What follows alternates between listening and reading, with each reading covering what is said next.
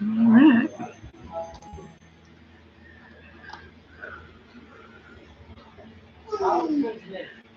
See how it goes today.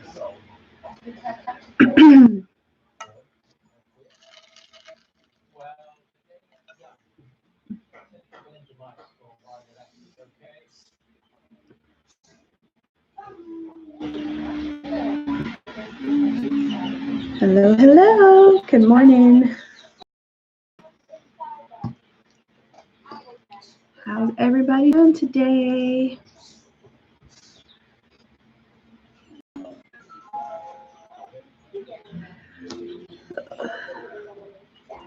My hair's still a little wet, so it's kind of flat, and my bangs are being crazy.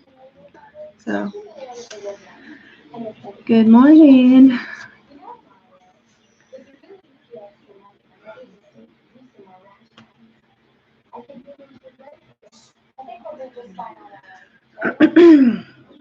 How's everybody doing?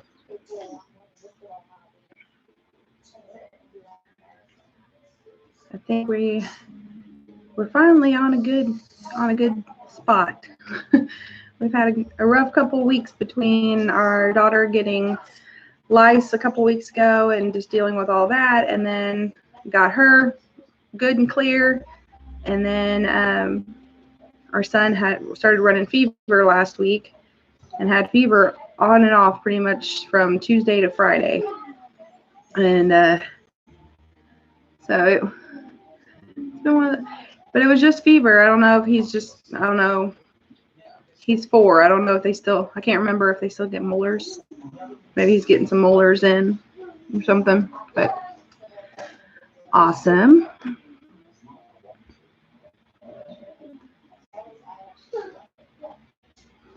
I don't know if that's too bright. If it is, I can turn the shades up. This time of day, the sun is right there, and so it might mess with the might mess with it a little bit.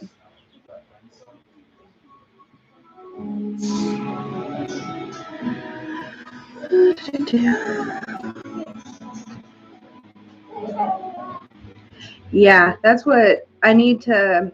I ran out. I got to go get some more. But that's one of the things that I've heard a lot about is tea tree oil to help, you know, not only it kind of keeps them away.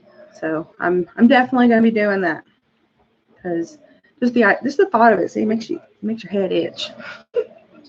I was talking to my mom after I found out about it, and she's like, "Oh, Jennifer, you're making my head itch." But yeah. Hi. How are you today?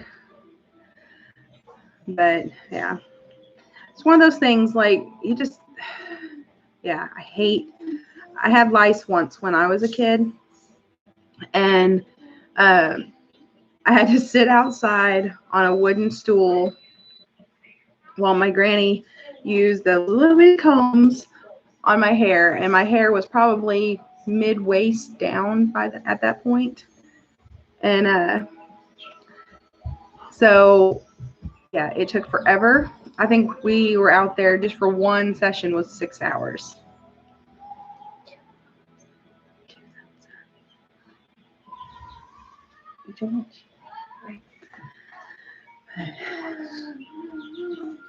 Hello, everyone. Glad to see more people coming in. It's always better conversation when it's more than just me talking.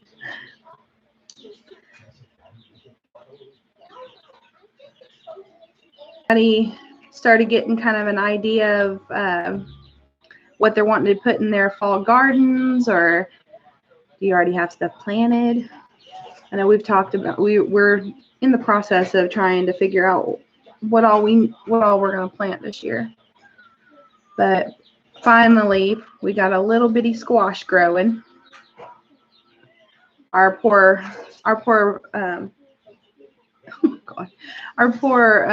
garden got messed up, and so we ended up having to restart. And so we have a lot of late stuff coming up, but like our tomatoes have been doing really good, even with the heat. But like our squash and stuff is finally starting to kind of do something.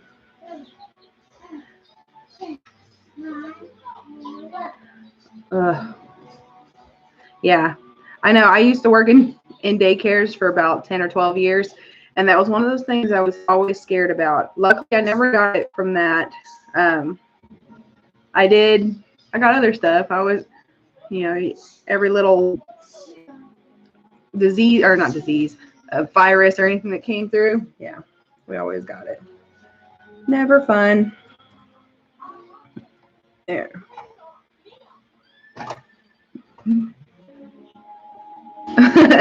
Yeah, autocorrect can make things very interesting sometimes. I don't want a garden that can't stand up for it. See, I'm not the green thumb in our family. My husband, Ed, he's usually the one on a lot of the channels chatting and stuff. And he does a lot of the videos. I kind of just get on every once in a while, do chats on here. But he's got the green thumb. So I swear he can make a dead plant come back to life. Me, on the other hand, I'm got a couple little herbs in here, and I am fighting to keep them going because I'm forgetful.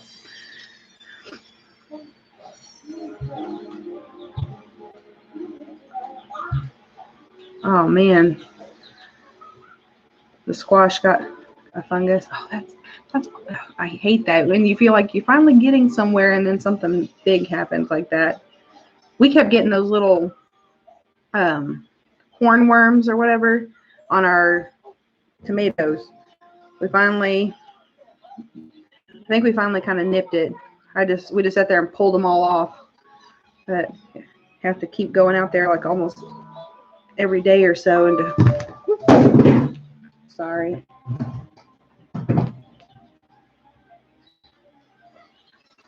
Ugh, these robocalls are getting awful. My husband and I are both like about to just chunk our phones.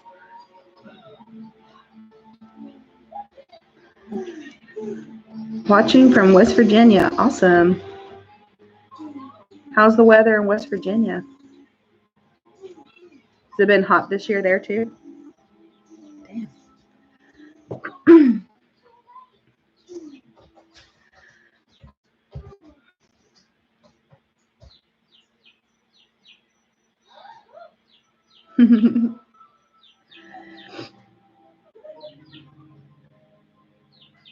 But trade thumbs with him. Yeah, I wish.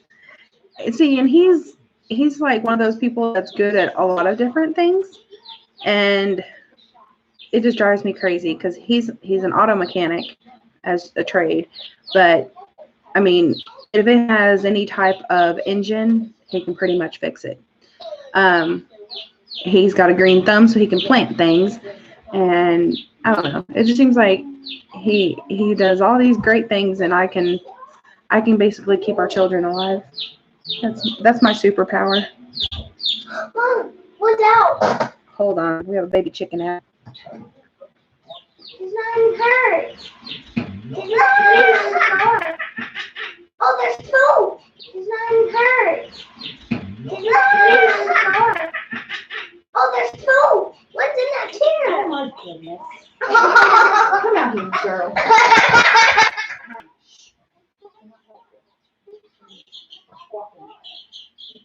They're gonna have to probably go outside. Yeah, they're jumping out of it. Okay. Sorry about that. We got some baby chicks the other day, or I guess a couple weeks ago, and we have them in this tub over here. So they have their little heat lamp and everything. Well, they've learned that they can jump up on the side and, roost up there, perch. Well, now they've figured out they can jump all the way out. So we had two of them running around. And one was in the chair thing. They don't see that, but it's okay. Let's see, plant. Mama, Let's turn to Oh, go put her back.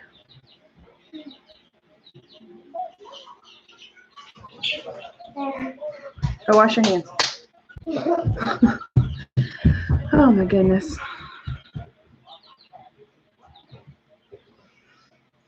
Okay. Is that or something?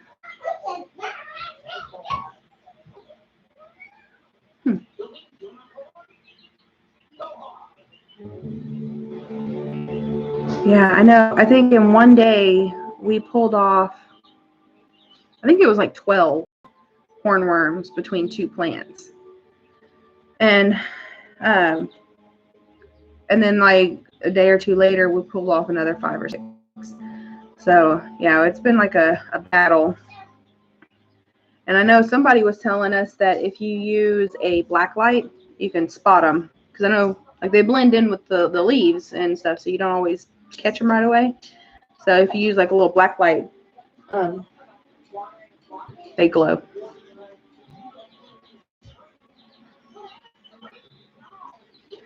So let's see, what was that called? I'm gonna write that down so that we can look into that. All right.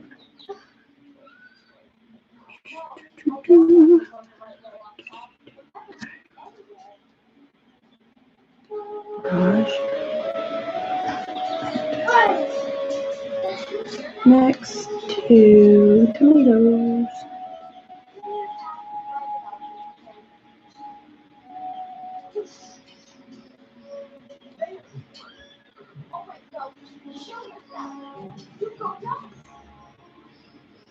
All right, sorry, I was writing that down. So yeah, the black light. Yeah, I've been kind of keeping an eye on them because they've been just getting up on the rim of the tub, and I figure, they're just, seeing what they can do. But yeah, one of them yesterday figured out that she could jump out, and then now 2 of them were jumped out. So yeah, interesting. I'm gonna be chasing baby chicks all over the house.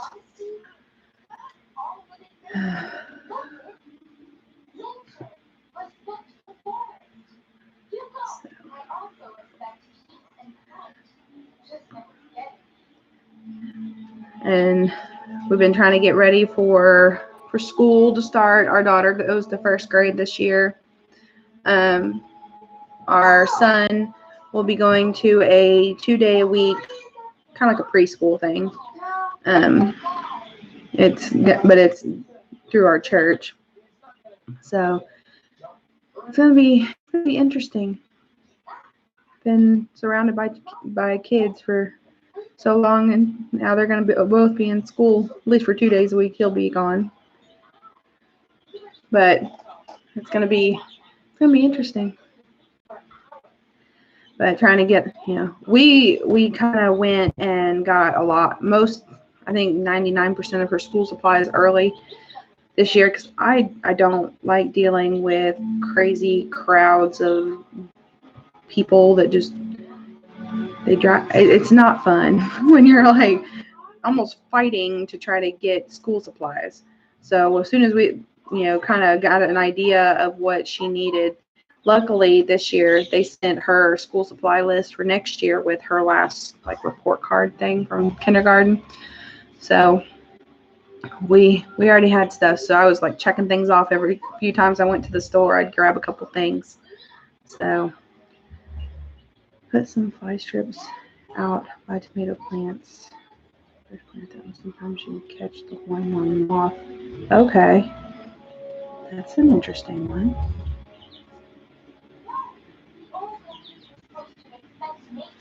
Okay. See, that's one thing. It's awesome when you get tips and tricks that people have done and tried, and it works. And anything y'all want to share with us, feel free. I love it.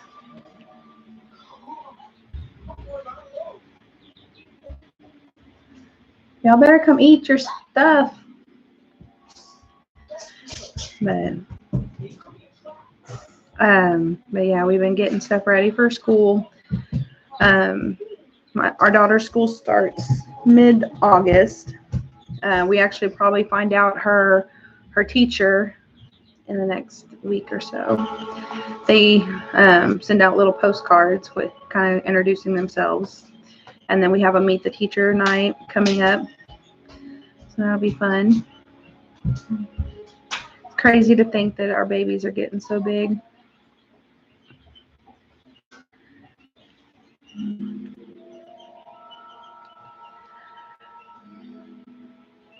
Let's see. What else can we chat about?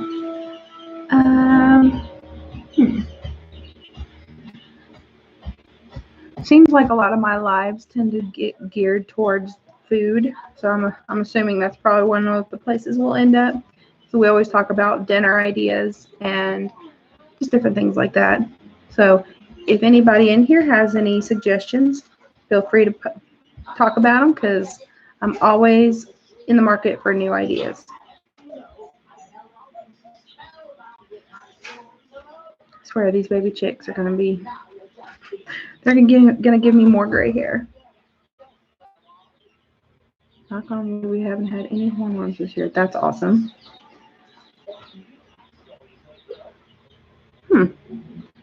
See, that I like having those kinds of tips, because it's always good to because I mean, part of it is this is our first year out here on this property.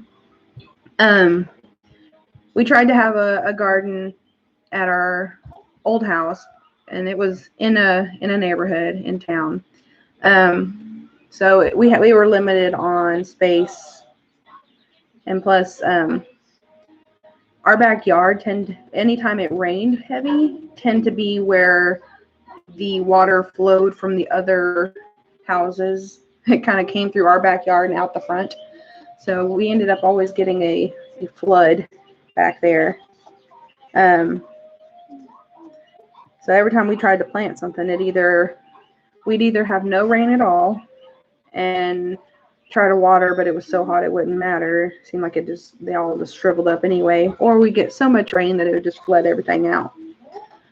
But this year we had my stepdad had a bunch of those big tree tubs, and we used those as kind of like a raised bed garden. Right now I think we have 9 of them. 6 of them out there.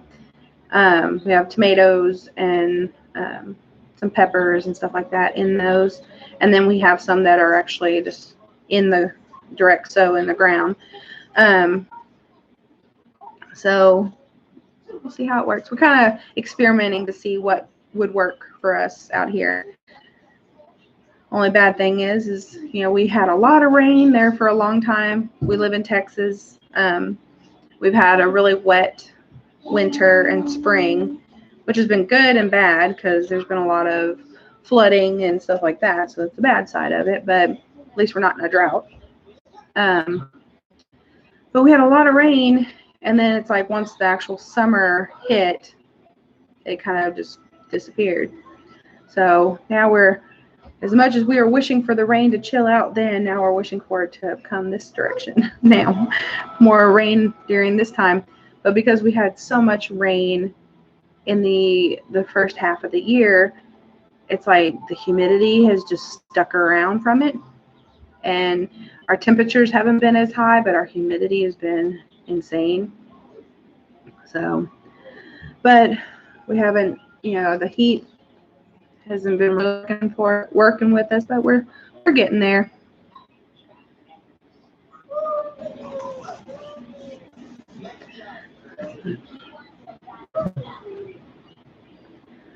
But that's good that you haven't had any hornworms. Looking tubs. Buckets from farmers. Helps with the watering issue. Okay.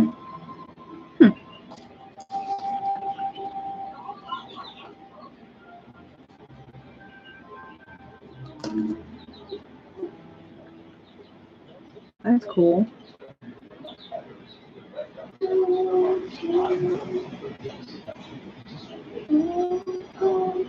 Yeah.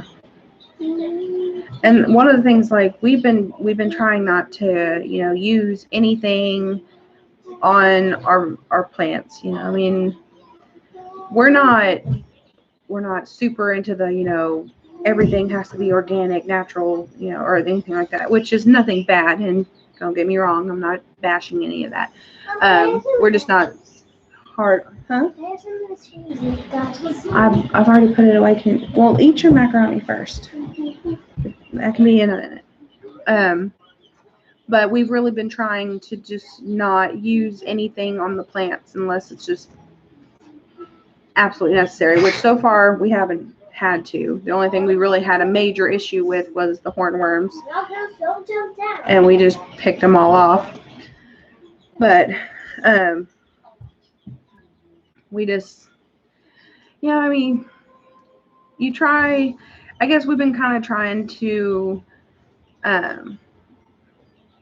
incorporate things that we grew up learning from our grandparents, and then also incorporating some of the newer methods into stuff, just to see, what works. And also for our kids' benefit, because we want them to see what works and doesn't work and how to do these kind of things, so that, when the time comes and they have their own place, they can do this kind of stuff if they want to, or if it ever comes down to it, which I'm not a big conspiracy theorist, but you never know what what's going to happen. And so they should know at least some things to do that they don't, if they don't have the opportunity just to, like, run out and grab something, they have a way to kind of build up their own supplies of stuff. What do you need, Maddie?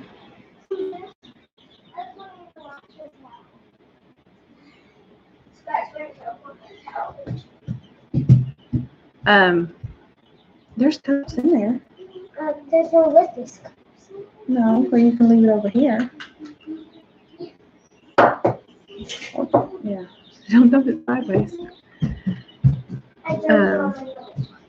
Yeah, see, and I mean, like I said, we try to do small stuff in town, but this we got, a decent amount of property. It's not huge. Sorry, it's not huge, but it's good for what we need. And, we're really trying to see what will work, what's the best option for everything. And, this is really our first year of diving into it. What? I ate one for my little puppy. Okay. Okay. Okay.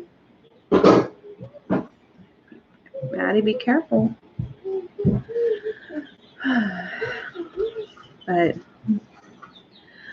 But yeah, this is our first real year of diving into it, a lot deeper. And so, yeah, we're learning a lot, and we're trying to learn more, because we want to be able to teach our children.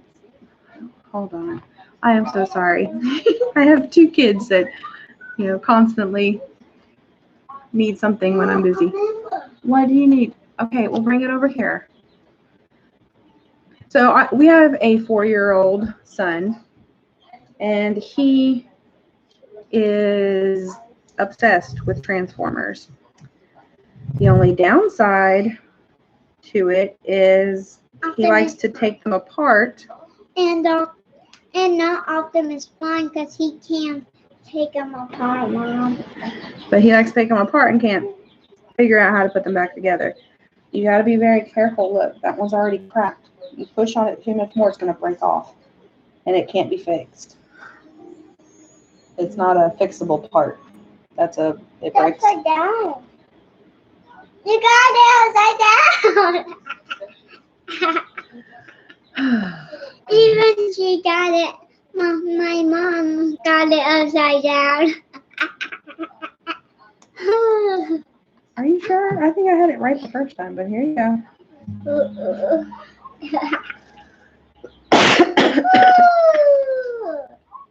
It's funny. Let's see. I grew many types of peppers, tomatoes without any problem. We learn as we go. Yeah.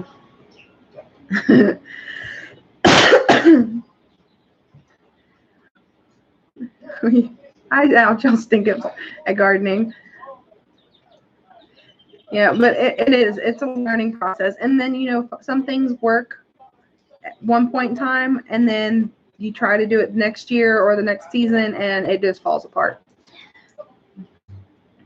Wicking tubs, yeah. They said you were so cute.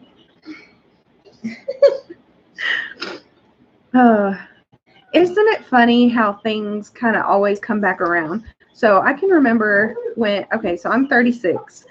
I can remember being a kid and my brother being into, and he's 4 years younger than me. My brother was into, you know, a little bit into Transformers, not very much, but Transformers and Ninja Turtles, stuff like that.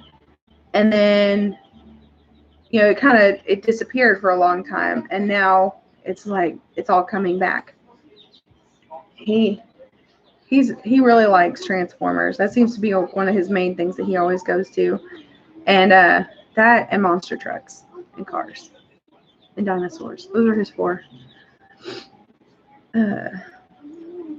But yeah, it's so funny how things kind of always come back around.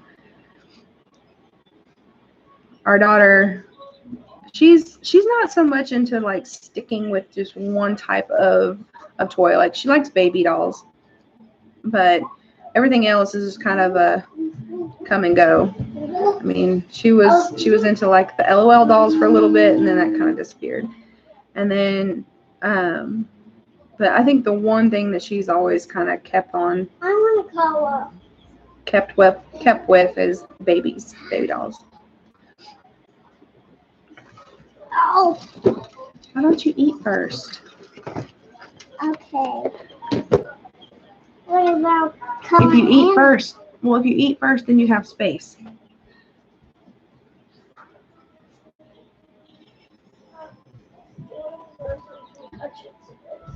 Huh? Well, when you scratch yourself, it doesn't feel good. We need to brush your hair, child.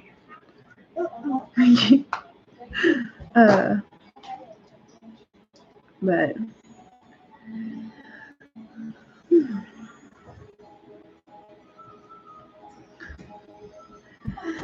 kids, they're interesting. They're fun. They drive me crazy, but they're fun.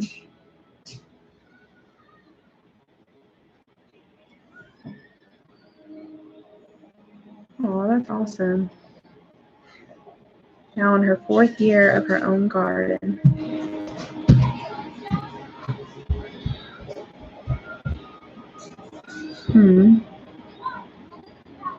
That's awesome. So that's what I'm hoping with ours is that, I mean, they like to, you know, like plant things, but after that they kind of just lose their interest in it. But I'm hoping that, you know, maybe they really start seeing what comes of our garden, and so then they get excited and then they want to help do more and maybe do stuff on their own. When we were at the Bayou Bash a few weeks ago, one of the things that we did, instead of having a booth for anything, we just did a kids table, and we were trying to figure out what we wanted to do with for the kids, you know, and we didn't want to just, you know, have coloring pages, which we did have coloring pages, but we didn't want that to be the only thing. So we decided to do a little seed start with them, and we decided to do pumpkins, since that was kind of the time for them, you know, to get them started anyway. So we did the little sugar pumpkins. Now they're not huge, but it would be something. And within, I think, a couple of days of us being home from the bash, their little pumpkins had already started to sprout. And so they got super excited, and they've been able to sit there and watch them, you know, get a little bit bigger, the plants, and everything.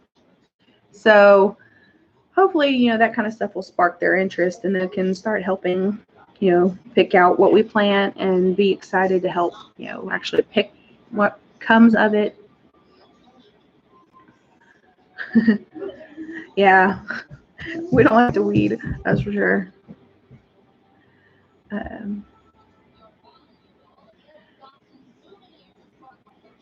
Yeah, the the heat has been, it's been nerve-wracking for me because I mean, I don't want to put the kids out there when it's really hot. I know the kids are resilient, and when we were kids, I'm sure we were outside no matter what the heat was. But you know, it's, I guess when you get older and you start thinking about this stuff. And I mean, I tried to take our kids out to the park one day in town, and I mean, it was still in the morning, so I figured maybe it'd be cool enough. But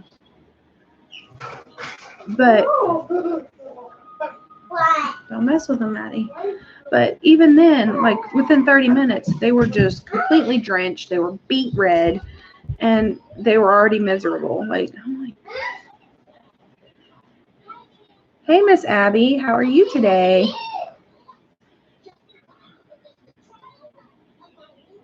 But yeah, the heat, it definitely makes me nervous. And I think more so now just because of the humidity. The heat index has been high. So I mean, you have to wait till the evening to do anything. Like there was about a week ago that we let my husband turn the sprinkler on in the evening for them to play in, but even then it was like it was pretty hot. And I've been trying to like take the kids to the pool, but our pool in town doesn't open until 1 o'clock in the afternoon. I was kind of hoping that when I found it that what I had seen was wrong, but no, they open at 1. I can remember pools when we were kids, they opened at like 9 or 10. They opened up in the morning.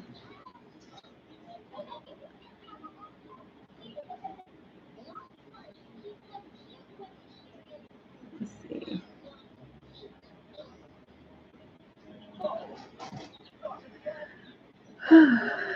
But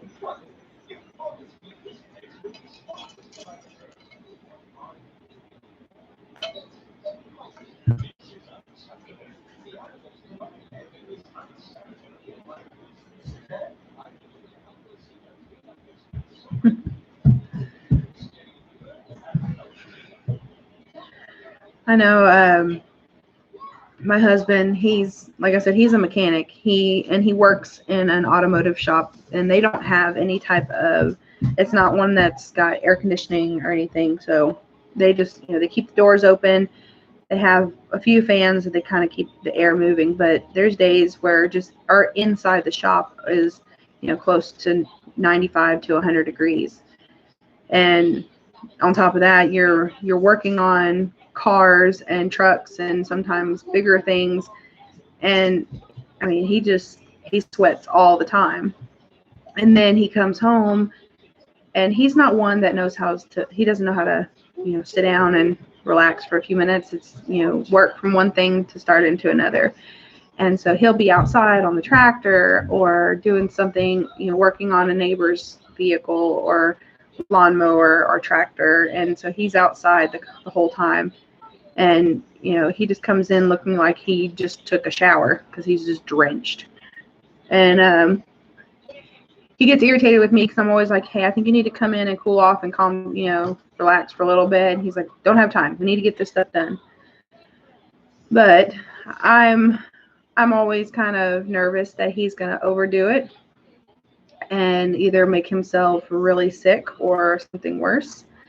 So, yeah, it's hard because I know he has the drive to do things, and he wants to get things done, and he wants to get them done now. I wish sometimes he would, you know, slow down a little bit.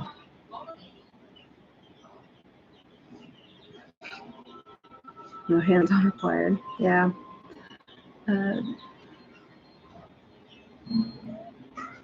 Oh my goodness. Keeping pools open till midnight to try to combat the heat. And I know there's been a lot of places this year that are a lot hotter than they normally are, and that's taken its toll on a lot of people. I mean, here in Texas, I mean, our summers are normally in the hundreds. I mean, that's not really anything unusual.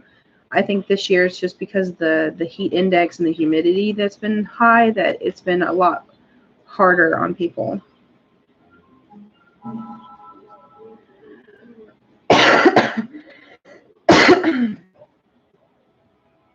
But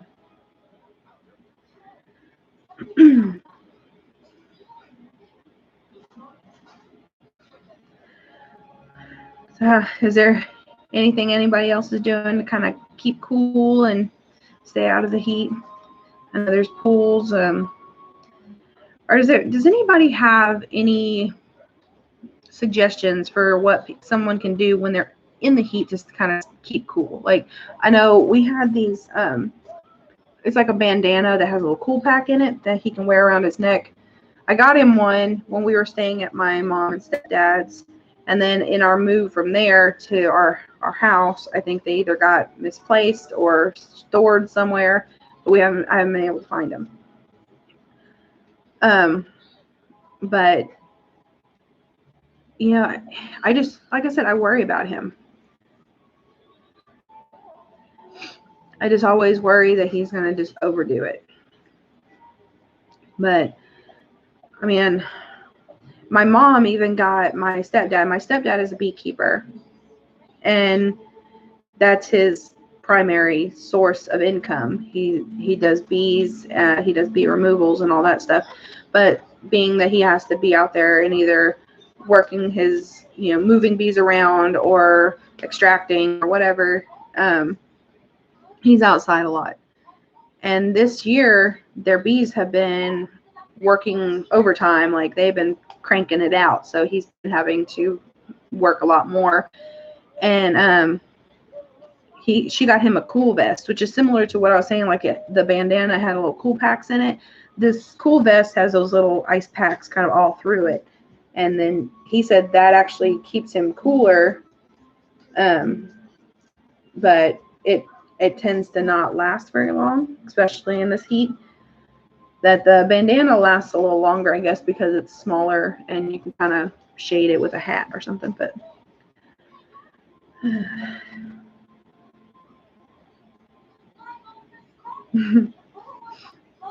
yeah, bees seem to be a very popular thing lately. My stepdad's been doing bees for about 40 years. He used to live in Wisconsin, and he's done bees there, and he's done bees here. And then we have a couple of people at our church that also have started doing bees. Some just recently, some it's more of their carrying on family tradition. But we've been seeing a lot more interest in bees lately, which is really good because that's something that a lot of people don't understand that we need. Bees kind of help the world go round in a sense. They pollinate. They help things produce what they need to produce. So,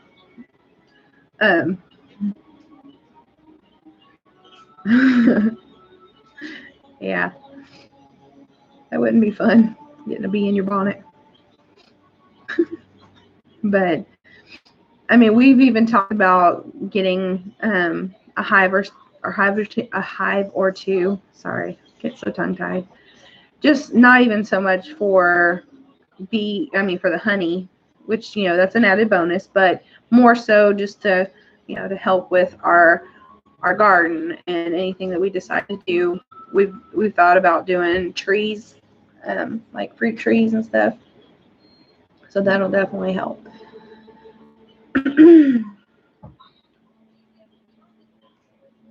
Yeah, I've seen those too, and I think those are good, but at the same time, you lose some of like the comb because it kind of has like preset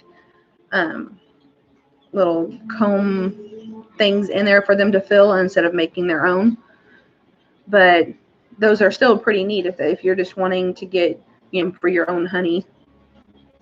But yeah, I've seen those too. Those were pretty neat. The little extractor boxes.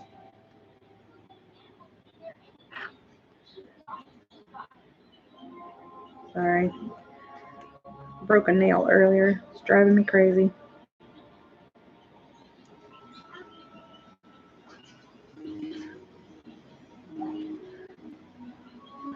Okay, well, have fun in the basement. Hopefully you're not doing anything that's gonna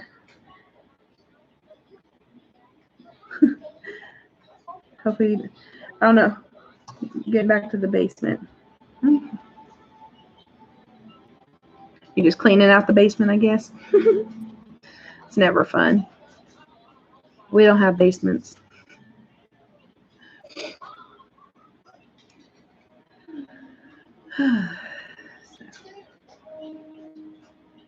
But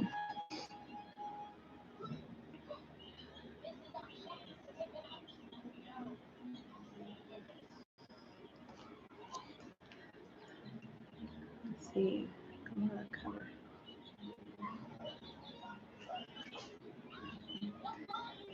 And then, like, there's been things just listening to my stepdad and other people, that things I never knew. Like, I didn't know why bee suits were white typically, or why a lot of bee boxes are light color. I figured the bee boxes were, to kind of keep it from getting caught, the white and lighter colors.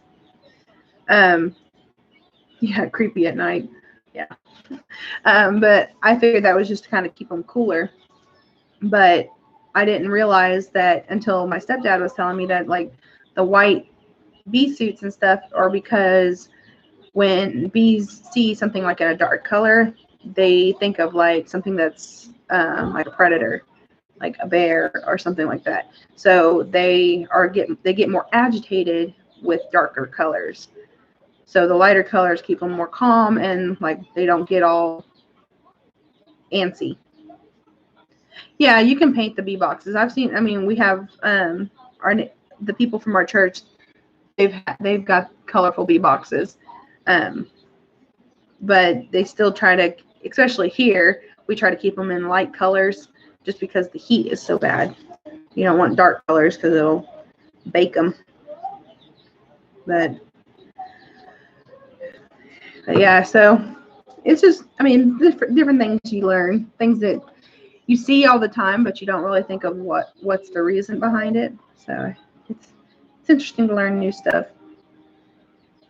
And then, like, our friends from church, when my husband was out there, kind of just doing like kind of like an interview with him, but just kind of, he was showing Ed some of the boxes and how he, what he does with, pulling the frames out and stuff. But he was saying, he's like, do you notice that when they get really agitated, they put off like a pheromone, like a smell, and it actually kind of smells like bananas. And he said that's when he can kind of tell when his bees are getting super agitated, is when he starts getting that fragrance, the banana smell. So he knows to kind of back off and let them calm down, which is interesting. I guess I've never had much hands-on with the bees, so I don't know that much, but like I never knew that they would make a smell when they're getting overly agitated.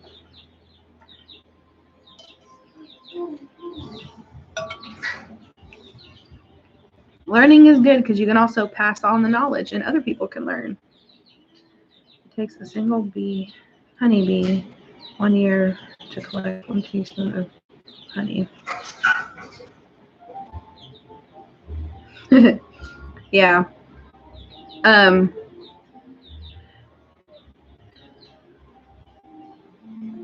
Yeah.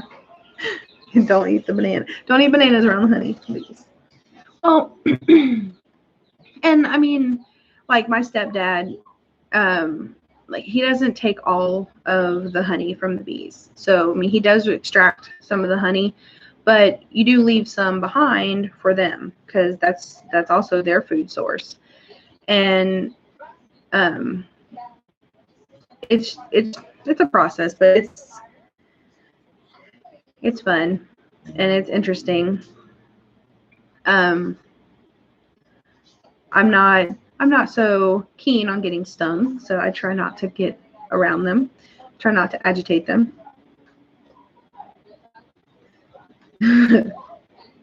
Yeah, that's the only thing, is like you try not to think of what you're actually consuming, because yeah, you're pretty much eating beast slobber and vomit, and yeah, it's not a pleasant picture, but the end result.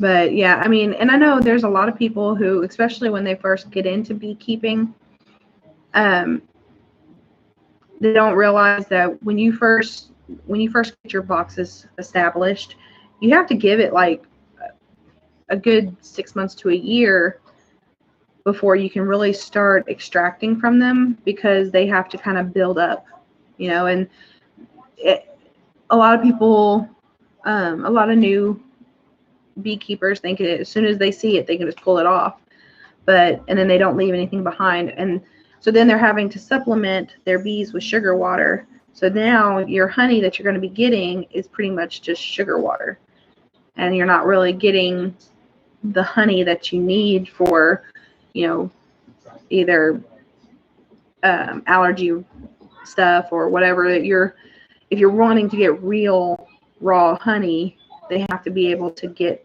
the stuff that they need to make it, and not just sugar water. I know. And see, I don't like to be a judgmental person. I don't like to make other people feel like that I am maybe being judgy of them, because I don't like to be judged. I don't like somebody to even what really drives me crazy is when you are talking with somebody and you tell them something and they're like, oh, well, yeah, that's fine. Well, I didn't really ask you for you to make, you know, if it was okay or not, to not verify, but you know what I'm saying. Validate.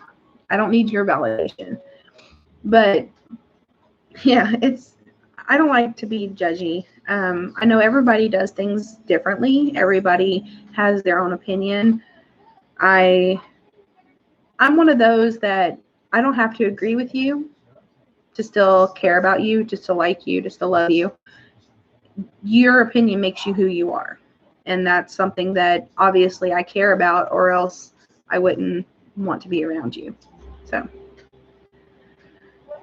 hello, Muscle Car. How are you today? But yeah, I try to be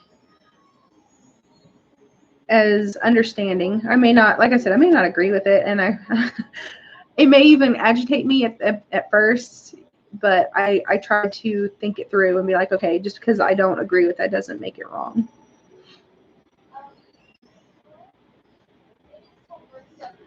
Doing good, just chit-chatting. But yeah, and you know, I'm also, I think a big part of that is because, well, thank you. I mean, I want to instill that in my kids too. You know, I mean, you don't have to be, you know, on the same page as everybody. You're gonna have different viewpoints, differences of opinion, different experiences, and that's something that doesn't have to be a negative thing. That can be something that we learn from each other, and we are able to grow as people, and hopefully that will spread to society. I hear agitated and I think laundry. Oh, I don't like laundry. Don't talk about that. I feel like that's pretty much all I do all day, every day, is laundry. But yeah, I mean, that's one of the reasons, like, I don't talk about anything that might spark a disagreement between people. and cause negative conversation or anything, because that's not what we need to be focused on. I think that if we would be more focused on people as individuals and seeing the true heart of them, that we probably wouldn't be in the position we are as a society. Now I'm getting off on a rant, but you know how it is. Oh goodness, cloth diapers. I considered cloth diapers with our daughter. So I thought, well, maybe that would be a more cost-effective thing to do. But I also remember I had a cousin who she had she ended up being brain damaged as she was being born. She had got fluid in her lungs, and they couldn't get it out in enough time that it caused brain damage. But she was one that was kind of always in the infant stage in her mindset. So she never learned to like walk or talk or crawl or anything. She was bedridden. I mean, she would make noises, and she would do that kind of stuff. And, she would obviously move, but she could never get past that stage. But at the same time, she was one of my best friends, and I grew up with her, and we lost her a little over a year ago, and it's been hard. But she was in cloth diapers for a long time, and I can remember helping to change her and to help my granny like get them washed and everything. As she got older and with everything, they did decide to go to disposables. But see, now I made myself cry. But what do you mean by network? But yeah. But I did consider doing cloth diapers for a while.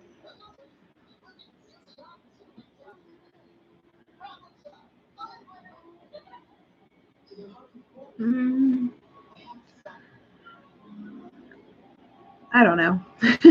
I mean, I don't want to be like, no, you can't do that. But at the same time, like, I don't want it to be the only, that's not the point of this. I mean, I'm just kind of having like a little chit chat, just talking with people. I don't want this to turn into like a grow situation. So, I mean, you can always, go through, and if you see somebody who you don't have and you want to click on them and contact them that way, that's your choice. But I'd probably prefer not to just be, blasting our channels on here, just because I'm trying to keep it just more casual.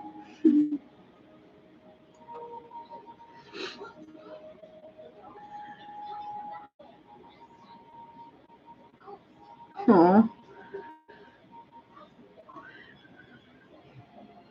Sad. Yeah, I think, I mean, everything has good things and bad things about it. There were still times even after our daughter was born, I was like, maybe I should just go to cloth diapers. It might be easier. Especially now, I can remember when Vicky had them, like, we still had to use like the little diaper pins and then the little plastic cover and, all that kind of stuff. And now they have all these like fancy little things. You can just kind of slide the diapers in and Velcros. And I mean, still you have to wash them, but it seems like it's a lot less, I guess, labor intensive as far as getting them on and off. It's more of like a regular disposable diaper. Because I can remember even working in the daycares, I was in the infant room, and we had a couple of babies that had cloth diapers. So they had all these little fancy little pocket things that you just slap on and either snap or Velcro. It's kind of neat.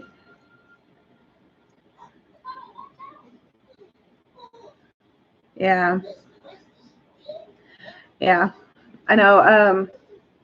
my granny, because she actually took care of Vicky, she had like a little wash tub that she used to like kind of hand wash them before she would wash them in the washer.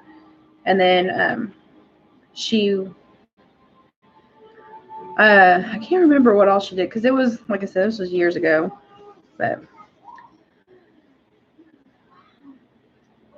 yeah, I bet.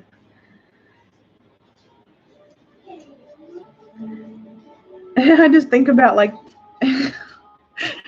cloth diapers with like newborns, because newborn, it's like tar. It's not easy to clean off their little heinies, much less clean off a diaper.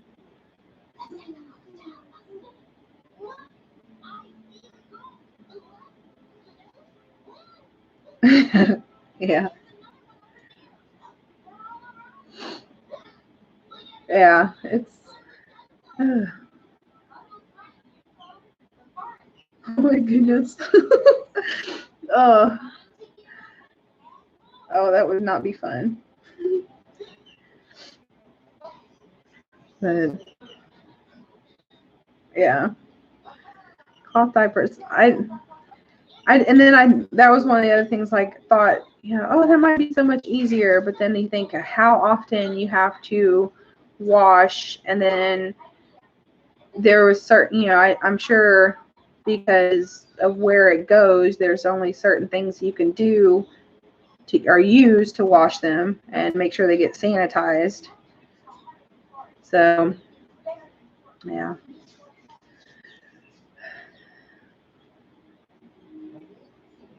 Yeah. Yeah, and just like anything else, like disposable diapers are good, but I know that they, that a lot of people think they're not very good, which I understand, because they don't really break down very well. I know when we moved to my stepdad and my mom's, when we were in between going from, yeah, and that's the other thing, like disposable diapers are expensive. Yeah. I don't know. It's like a catch-22. It doesn't matter which way you decide to go. It's gonna be a pain in the hiney one way or the other. Because it's either expensive for the disposables, or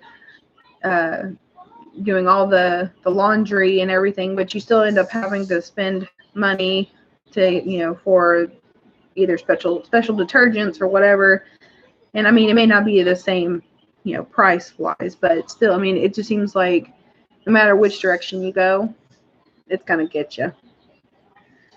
Having babies is expensive, but I wouldn't change it for the world. I mean, it might have been hard, and there may have been times where we kind of struggled, but I mean, I look at them now and I'm like, I don't know where I would be without my babies now. They drive me crazy. They make me want to rip my hair out some days. They're 6 and 4, and they're only 6 and 4. I'm not even looking forward to the like teenage, preteen stage. That scares me.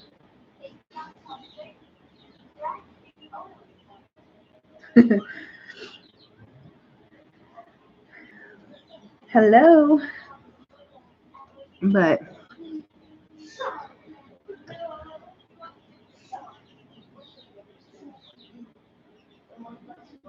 understandable. Forgotten winter.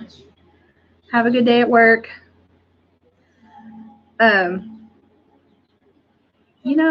The thing about it, and I'll just say that I feel like we were blessed, because when we were, after we got married, we were both still working. My husband was still a mechanic, and I was working. Well, there for a while, I was in daycares, but then I decided to just get away from that for a while, and I started working. Hi, busy little house.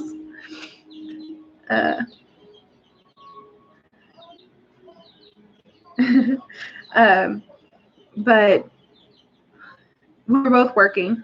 I was working at a realtor store inside that was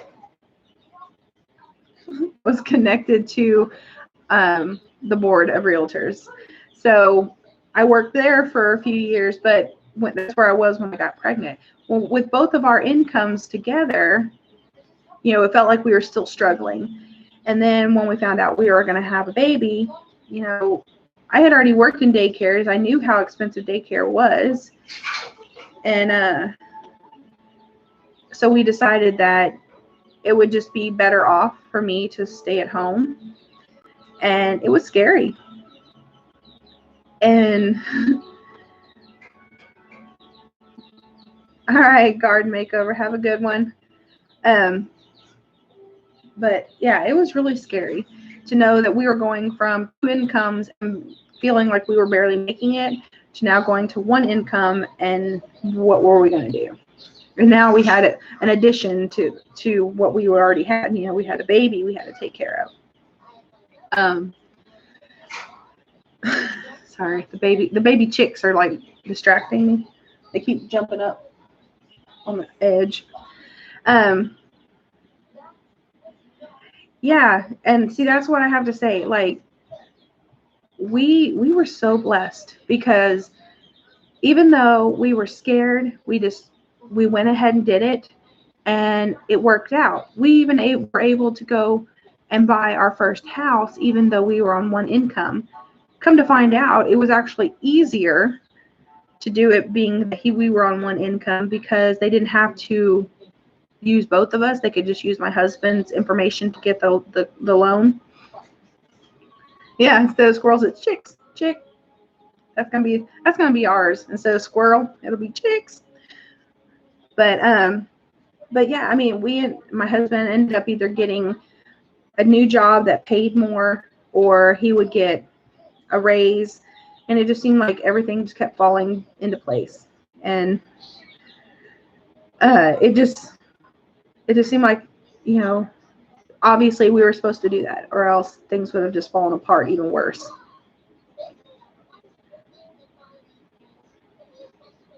Oh, goodness. Yeah, so busy little house. Earlier, I had to walk away for a minute because we have 10 new, or fairly new chicks. We got them about a week and a half, 2 weeks ago.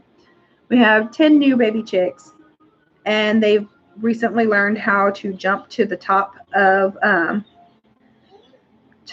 little container that they're in. And then today they figured out that they can jump out onto the floor. So I've been having to go over there and put them back in. All right, take care. Yes, we go. Yeah, and that's been chicks leveled up. That's funny.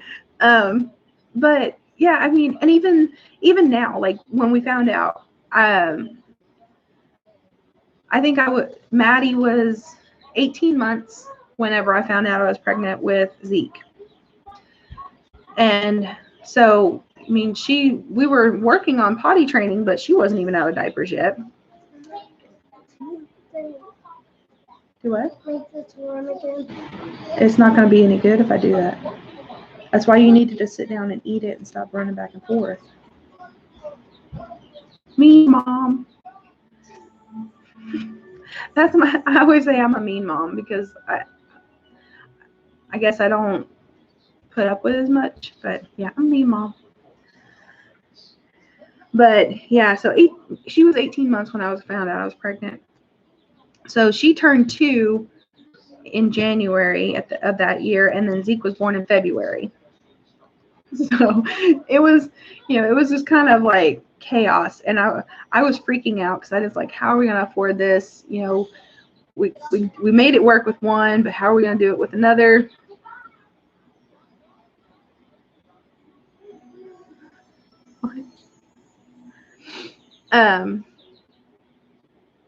That's just called a mom. Yeah.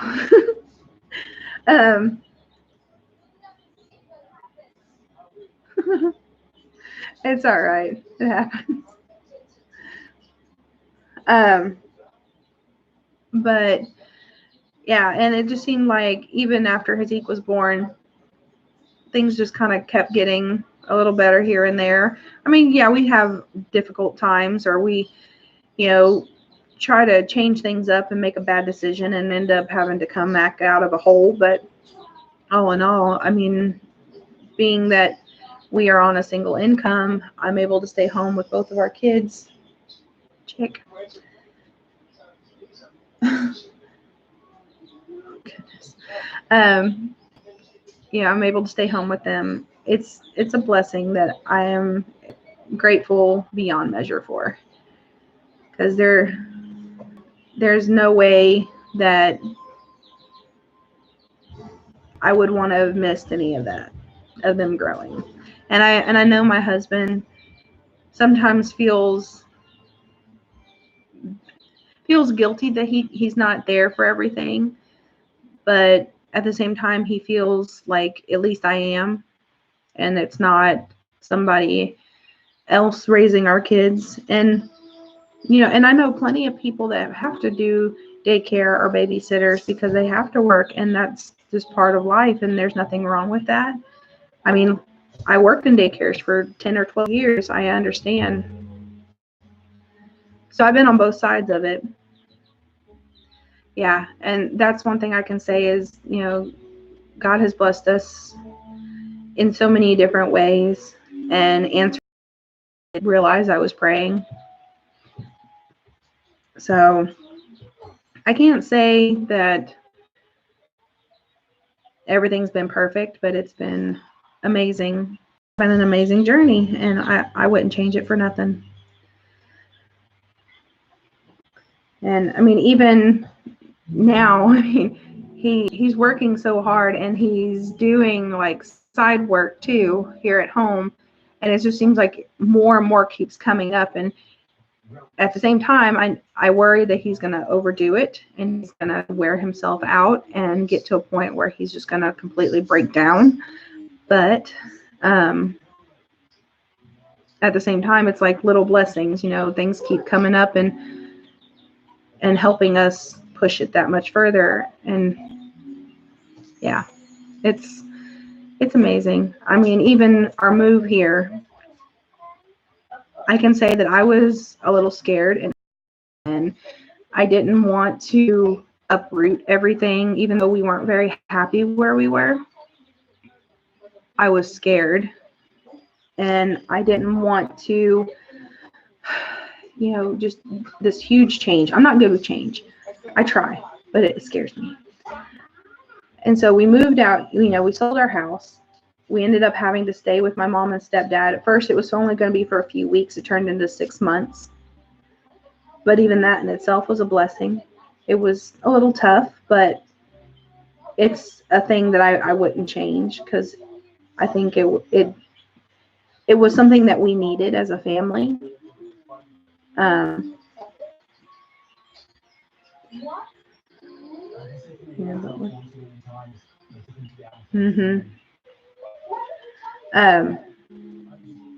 And then, once we got kind of settled, we had been going to a church in Austin. That's where I'd been going for years, since I was a teenager.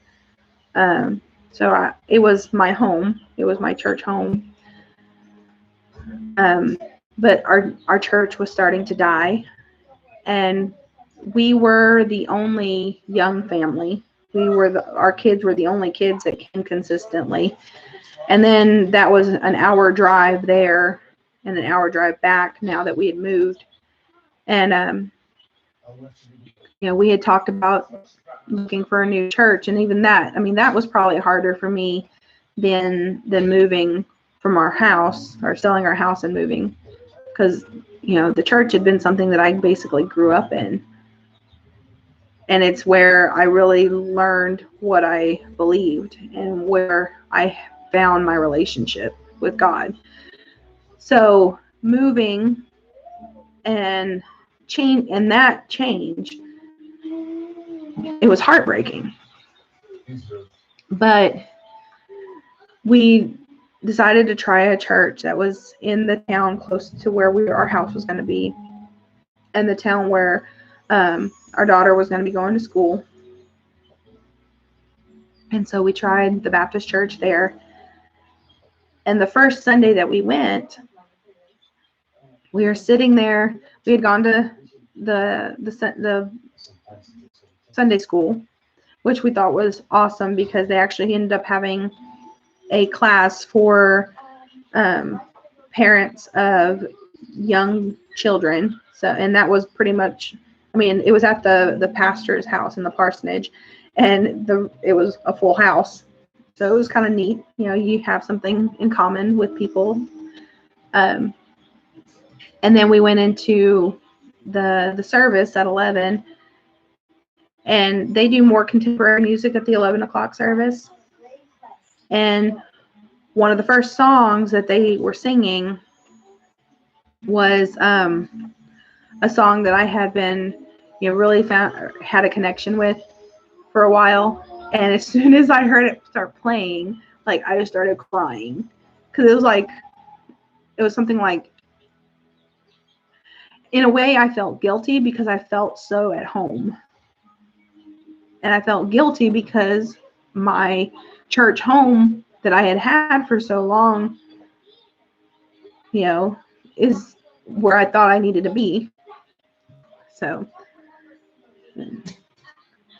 God, if you can't tell, I'm an emotional person. I cry about everything.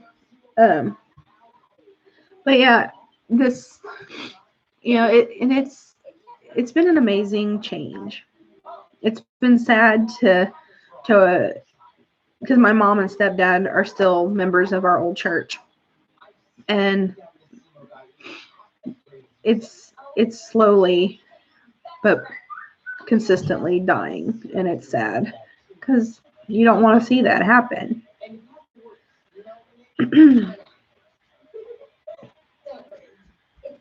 Yeah.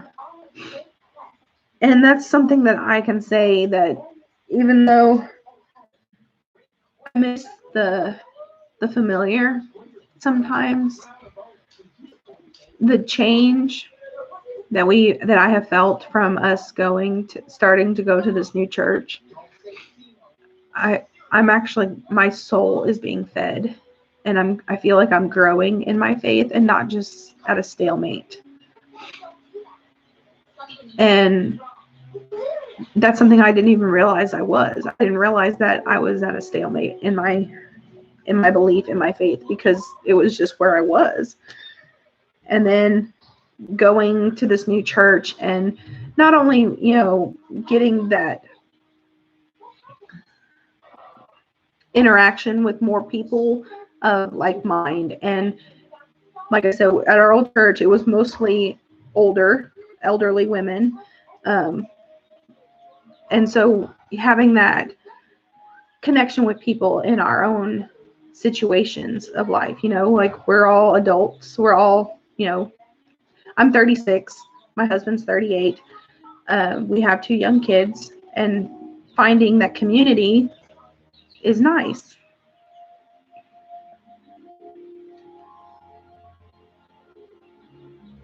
Oh, yeah.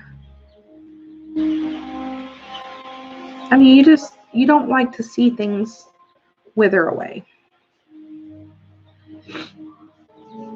Hey, Suds family. But, yeah, and then, like, a lot of the ladies from our old church, they're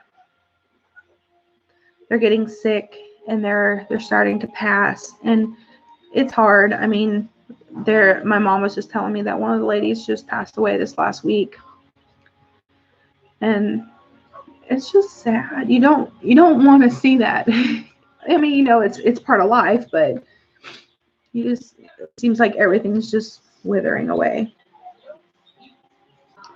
I'm good. I'm an emotional roller coaster person, so I'm gonna cry, but I'm good. Yeah, thank you. But, even the pastor of the church that we attend now, he's younger. I mean, well, I say younger, but he's my age, our age. But he's not like a new age pastor. He's still kind of got that old school way of doing things, but in a new way. I don't know if that makes any sense. But he connects, and he connects with people of all ages. It's not like he's just appealing to the people of our generation and younger, but he's even, I mean, that church has grown so much since he's been there, because he's, he has a way of connecting with people. And yeah, God works through all ages, and it's showing for him. Like he's real and he's true, and he's not somebody who's just up there to be in a show. It's not like some of the, and it's not all preachers that are like that, but there are those out there that they just like to showboat, and they found a platform, so they showboat on the platform. And so it's good to have a fellow crybaby, because I know I tear up about everything.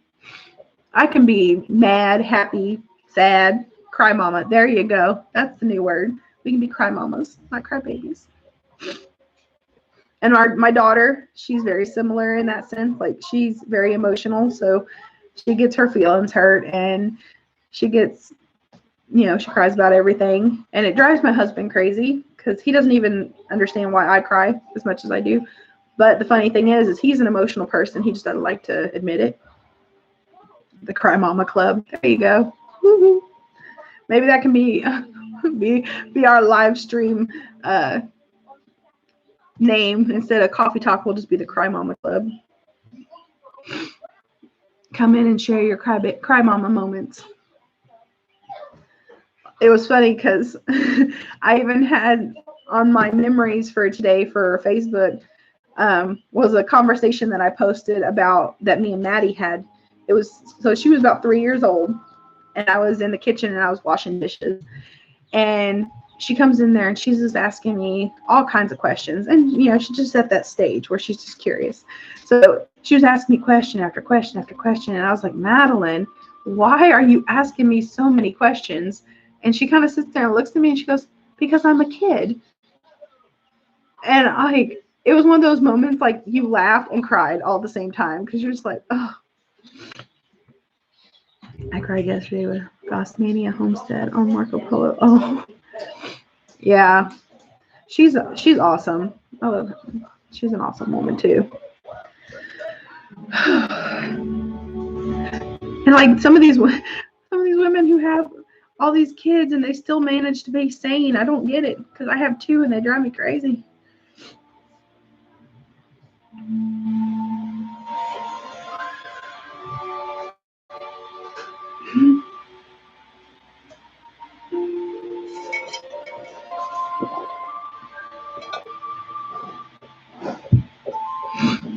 But it's just, kids they're fun and they're interesting and they're amazing and they can drive you crazy.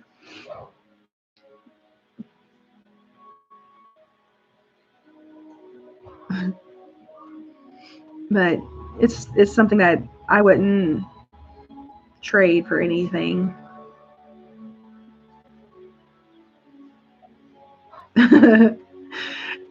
Oh, kids.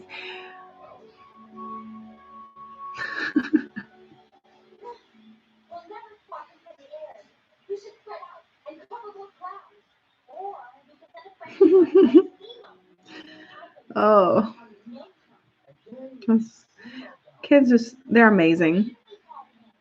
You gotta love them.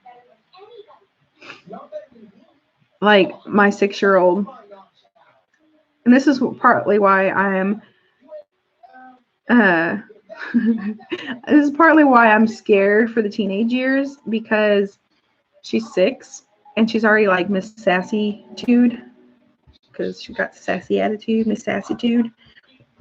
Because like the other day I asked her something and she's like, no, a mom. And I was like, really? You're 6. Where did you even learn the little head shake? Probably from me. I probably unknowingly taught it to her. But yeah. So, and then like even this morning, she was wanting to watch a show, and she said, "Mom, I like the beginning song. I don't like the end song." Or she said, "I don't like this song. I like the other one." And my son's like, "What song?" She's like, "The other song." I'm like, he doesn't understand what you're saying. Say like the song at the beginning or the song at the end. He's asking you which one, not for you to give him drama. Yeah, and see, like I know you see those things all the time online where it's like, the stubborn, hard-headed child, the sassy child, whatever, they can do great things in this world. I just have to survive being her parent. And I mean, she definitely has I'll call her a leader. It's more of she likes to be bossy, but we'll say she has leader potential. But yeah. Hello, Big Bear. How are you today? Big Bear. Hello, Hidden Harvest. Yeah. Well, it's like I don't know how to handle the sassitude and the drama and the hard-headedness and stubbornness, because like some days I'm just like, I just want you to listen to me. Mama, what about Who was that? That just Mom, I'm not going Andy at the same time. okay. That was my son Zeke. He heard me say Big Bear and he thought it was hilarious. Coloring and Yeah, he's coloring and eating. I want to get these colors open. Yes, how is your wife doing? Is she feeling any better? Oh my goodness. She's a strong woman. Yes, that would be awesome. He would love it. I think I'll put our PO box in here.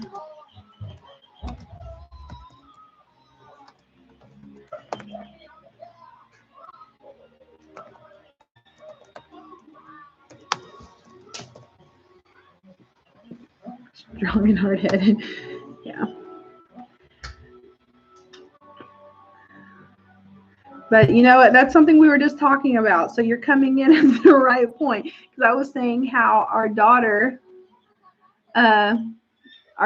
is very stubborn and hard-headed, and she's only 6. So that just gives me a little bit of hope that if she can continue that, maybe she might be stubborn and hard-headed woman, but she'll be strong and stubborn and be able to do what she needs to do. I don't think we're gonna make it to either of those. It's right there by the end of there. I have drama kids. But I don't think we're gonna be able to make it to any of those. I know I think we're gonna try to go to the Good of the Land Festival. We already got our tickets, so I'm pretty sure we're going. Oh gosh, I know the preteen and teenage years are making me a little nervous. Considering, so much sassitude already, I don't know if I can handle a lot.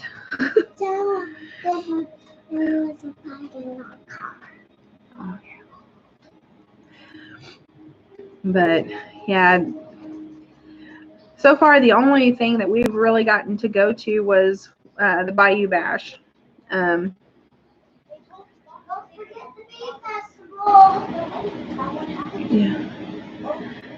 10-hour drive. But yeah, I know we're going to the Good of the Land Festival because it's not very far from us. The biggest thing His name is Zeke, Z-E-K-E. With a Z too. Yes, with a Z too.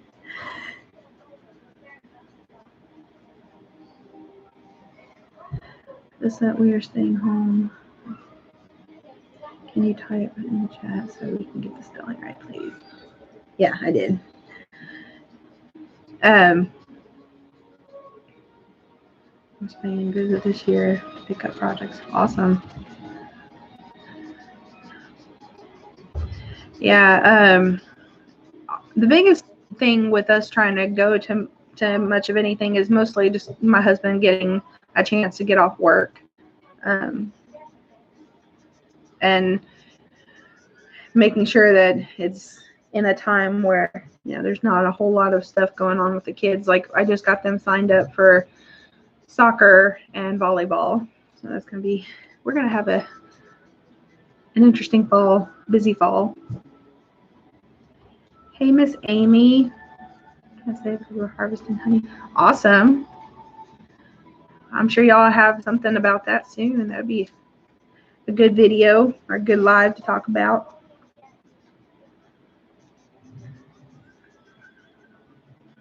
Mom, look at his nails. Mom, look Hey, at stop. Sit. I see. Good job.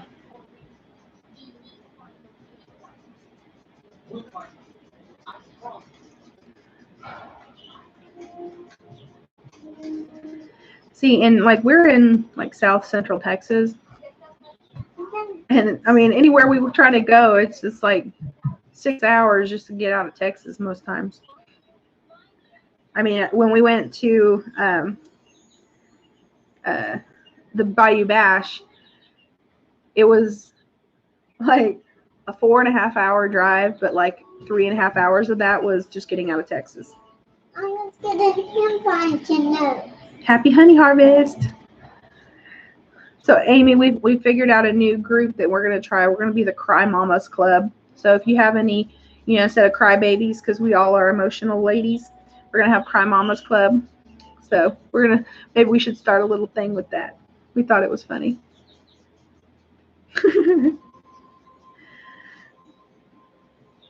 16 5-gallon buckets of dirt later. I'm done digging. Oh my goodness.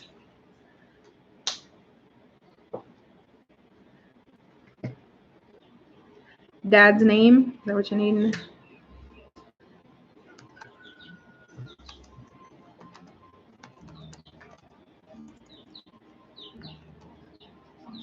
Oh, what about that? Oh, cry dads. Cry dads.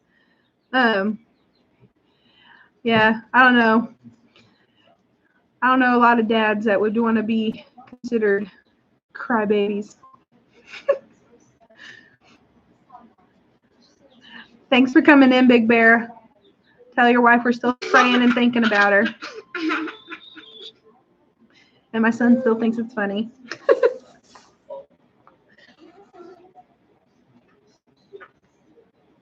Cry dads. My dad.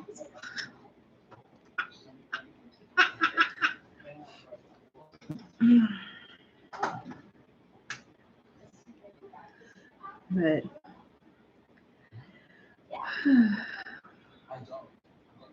so 16 5-gallon buckets of dirt. So are you like digging out the basement? I mean, what you doing? That's a lot of dirt.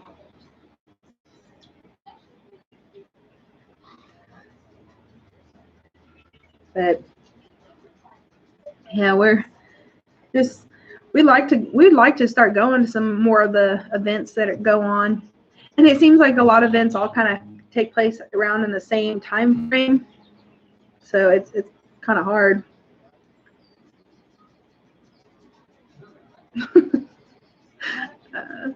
I don't know how that is. I feel like I just kind of like talk, just random blah. I'm trying to get more comfortable with it, just so that it's not always my husband. Oh, now I'm gonna watch that for an hour. Oh my goodness. Well, we'll change it in just a little bit, okay? Yes, Mom. Well, you gotta finish eating first. I don't want to miss Well, I it. know a lot of people have probably got stuff they need to get doing, and I gotta get some laundry started. Yay, laundry! And I try, Amy. I really do try. But yeah, I got laundry to do and kitchen to clean. All the fun stuff we don't like to do. But I appreciate everybody coming on today, and I'm sure we'll talk soon. I may even be, we are probably going to do a live this evening with our giveaway for our 600 subscribers, even though now we've hit 650. I got nothing But to give away. you have nothing to give away? Oh, darn. I don't want my puppy dog, my bed bug. Hold on, give me a second. But we're going to probably go live this evening. That way Eddie can be here too. But we'll talk about our little giveaway and everything. But I'll probably also be live, maybe do one more small one later this week, because I have something coming in that I think is going to be cool to show off. So, but I hope you guys have a wonderful day. Yeah, the basement is only under half the house. Okay. Ooh. Well, you be careful. Good luck with that, though. Hope it goes well. Yeah. Hope the digging goes well. You know I got nothing to give away. Okay. But y'all have a great day, and I'm sure we will talk soon. Y'all have a blessed one. I said that my